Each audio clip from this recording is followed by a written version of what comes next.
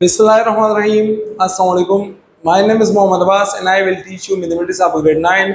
आज के लेक्चर में हम 16.3 थ्योरम को प्रूव करेंगे। थ्योरम स्टेटमेंट हमारे पास है triangles on the same base and of the same altitude are equal in area. अगर हमारे पास दो ट्राइंगल और सेम बेस से जनरेट हुए हो और इसका अल्टीट्यूड भी हमारे पास सेम हो तो फिर इन दोनों का एरिया आपस में बराबर होगा। यहाँ पे हमारे पास एक ट्राइंगल है ई एफ जी और एक ट्राइंगल है ई एफ एच। ये दो ट्राइंगल्स है जो कि सेम बेस से जनरेट हुए हैं। हमने इसको प्रूव करना है कि इसका एरिया बराबर है। यहाँ पे ये लाई कर रहा है between two parallel lines A B line and C D line, क्योंकि हमारे पास पैरेलल लाइंस के इंटरनली ईच पॉइंट पे डिस्टेंस कांस्टेंट होता है, तो इसी वजह से हमारे पास इसका जो अल्टीट्यूड होगा वो भी सेम होगा, कांस्टेंट होगा from each point. At each point और हमारे पास क्या होगा, कांस्टेंट होगा। हमारे पास इसका गिवन है triangle E F G and E F H है the same base, E F इसका बेस है and are of the same altitude, मतलब इसका जो डिस्टेंस होगा perpendicular distance from the vertex to opposite side is called altitude, वो हमारे पास सेम होगा। रिक्वायर्ड है area of triangle E F G is equal to area of triangle E F H. यहाँ पे हमने कंस्ट्रक्शन किया है ई पॉइंट से एक लाइन सेगमेंट को ड्रा किया है जो कि एफ जी के पैरेलल में है। इस तरह एफ जे हमने एक और लाइन सेगमेंट ड्रा किया हुआ है जो कि ई एच के पैरेलल में है। अब हम प्रूफ पे आते हैं, तो यहाँ पे हमारे पास जब ये हमने एक पैरेलल ड्रा किया तो ई एफ जी आई हमारे पास एक पैरेललोग्राम बन गया और इसी तरह ई एफ जे एच एक और हमारे पास पैरेललोग्राम बन गया। So we can say that E F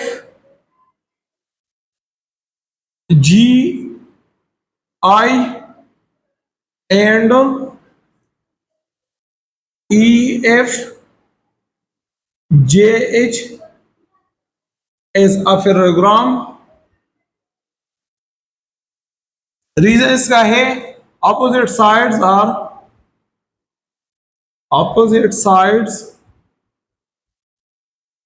are parallel।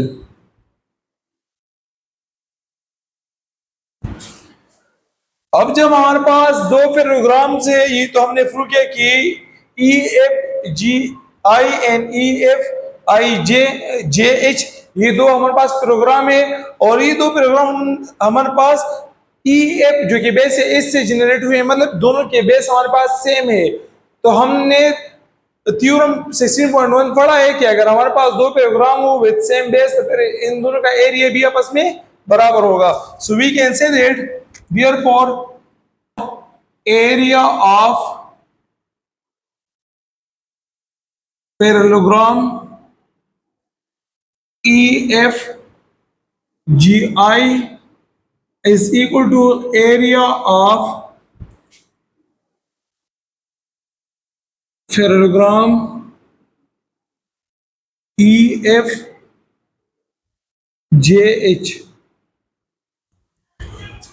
having same base EF। अब जब हमारे पास दो पैरेललोग्राम्स एरिया में बराबर है और ये हमने पढ़ा है 11 चैप्टर में कि the diagonal of a parallelogram bisect it into two congruent triangles.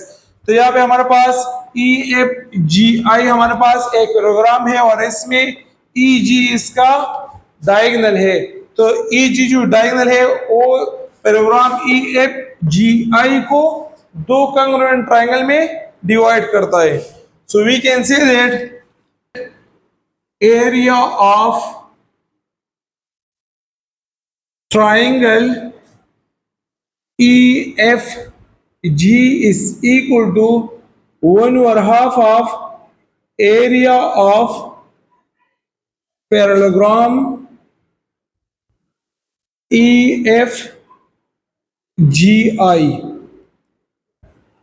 Reason क्योंकि हमारे पास ये डायगोनल EH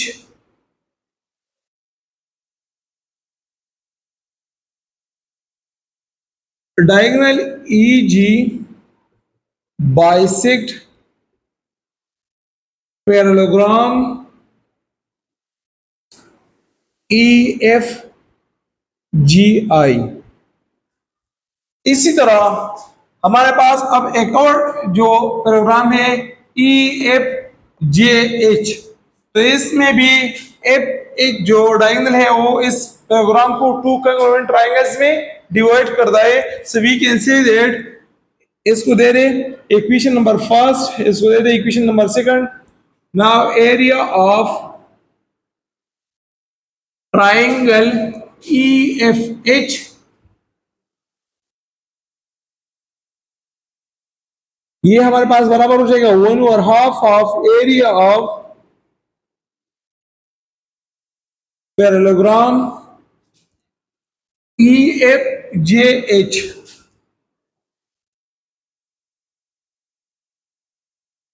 और इसका रीजन है diagonal FH bisects parallelogram EFJH। इसको दे इक्वेशन नंबर थर्ड। अब यहाँ पे हमारे पास हमने फर्स्ट ही प्रूव किया था कि ये दो पैराग्राम आपस में बराबर है। फिर हमने ये प्रूव किया कि ये ट्रायंगल इसके हाफ इस पैराग्राम के हाफ में बराबर है, ये ट्रायंगल इस पैराग्राम के हाफ में बराबर है, लेकिन ये दो पैराग्राम आपस में भी बराबर है। So by transitive property we can say that hence area of triangle EFG is equal to area of triangle EFH। इसका reason from equation first, equation second and equation third are transitive property.